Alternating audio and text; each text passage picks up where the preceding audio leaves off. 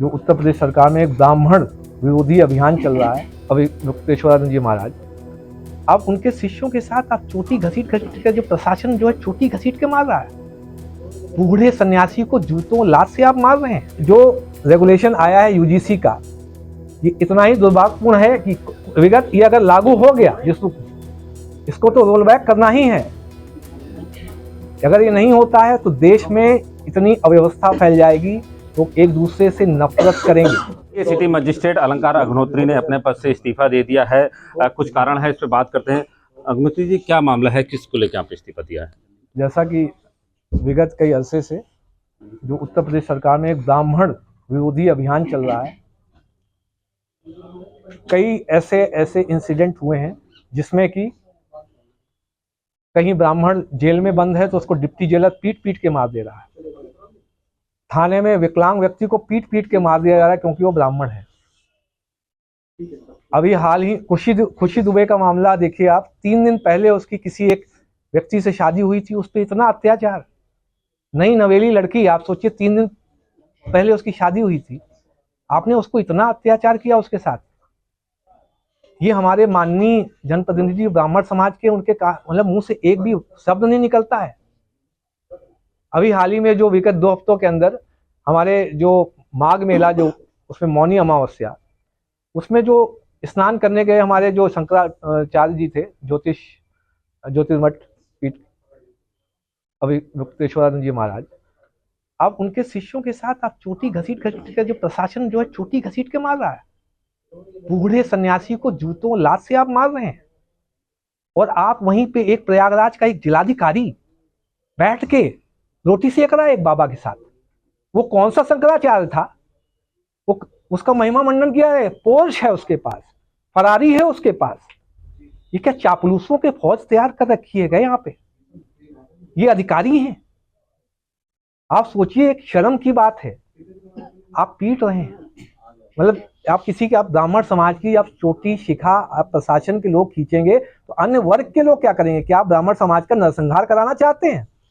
द्वितीय विषय जो है, यूजीसी का जो रेगुलेशन 2000 जो 26 अभी 13 जनवरी को भारत सरकार का जो गजट रिलीज हुआ है, उसमें आपने सामान्य वर्ग के अभ्यर्थी को स्वघोषित अपराधी मान लिया कि आपका बेटा या बेटी पहले से अपराधी मान लिया, सामान्य वर्ग का है तो यही भेदभाव करेगा।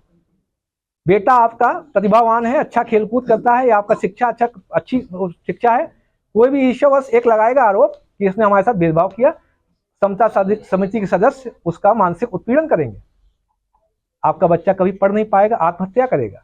बेटी होगी आपकी, किसी को पसंद आ गई, इसका शारीरिक शोषण करना है, एक फर्जी शिकायत डाल के भेदभाव का आरोप लगा के समता समिति के सदस्य बेटी का शोषण करेंगे, बेटियां आत्महत्या करेंगी। यह जो रेगुलेशन आया है यूजीसी का, ये इतना ही दुर्भाग्यपूर्ण है कि विगत ये अगर लागू हो गया, इसको तो रोल बैक करना ही है।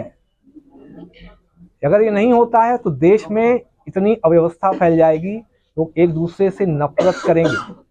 क्या हमारे SC ST मित्र नहीं है? क्या OBC के वर्ग के लोग मित्र नहीं है? क्या मुस्लिम मित्र नहीं है? क्या हिंदू के अन्य वैश्य सवर्ण में ठाकुर मित्र नहीं है? बचपन से ही आप जहर उनमें घोल देंगे, बेचारे जब निकलेंगे तो वहां इतना ग्रुपिज्म हो जाएगा कि जब आप 2-3 साल बाद सिविल वॉर सिचुएशन डेवलप कर देंगे, आप तो चले जाएंगे यहां से। इस समय जो बीजेपी का कभी भारतीय जनता पार्टी स्वरूप रहा होगा, इस समय बीजेपी विदेशी जनता पार्टी हो गई। उसे आपसे मतलब नहीं है, बस डिवाइड एंड रूल करके, जैसे विदेशी ताकतें डिवाइड एंड रूल करते थे, हिंदू समाज को बांट दो, थोड़ा इधर से वोट ले लो और किसी भी तरीके से सत्ता में बने रहो। ये बीजेपी में काफी ब्राह्मण सांसद भी हैं, विधायक भी हैं, वो लोग इसको लेके क्या?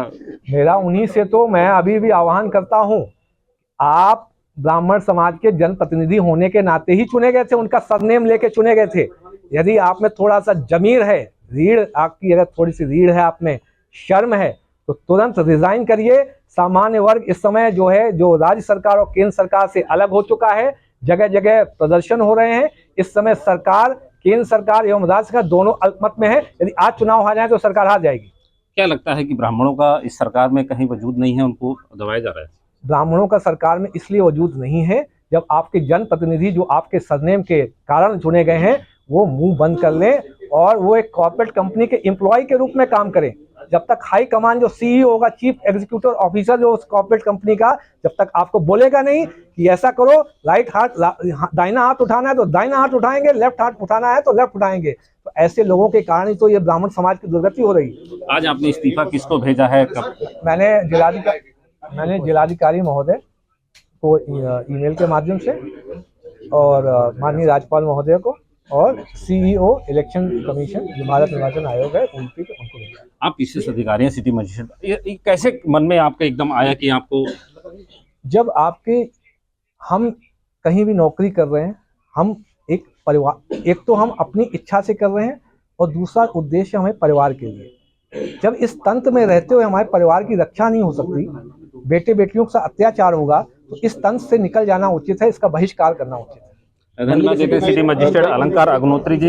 इन्होंने जो है अपना इस्तीफा जिलाधिकारी और राज्यपाल को ईमेल के माध्यम से दे दिया है और जब से इनका इस्तीफे की खबर लगी है तब से इनके चाहने वाले घर पे पहुंच रहे हैं। नीरज आनंद, न्यूज़ 24 बरेली।